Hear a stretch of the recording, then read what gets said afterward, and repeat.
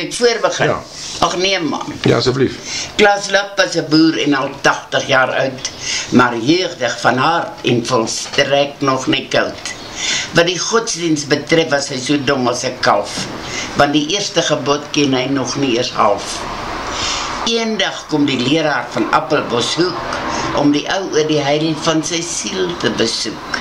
Hy praat oor die roeping en plig van 'n mens en vra hom: wat is nou as Christen jou wens?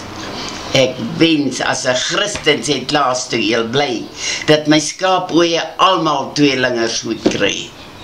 Foei, foei, sê die leraar. Dis Sondag, oom Klaas. Speel die Satan oor jou soos oor Judas die baas?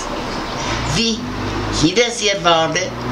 Ek kan jou besweer, dat in hierdie distrik ek reeds lank het verkeer. Maar ek het nog nie gehoor van 'n man wat so heet, wie jou dit vertel het gelieg dat hy sweer.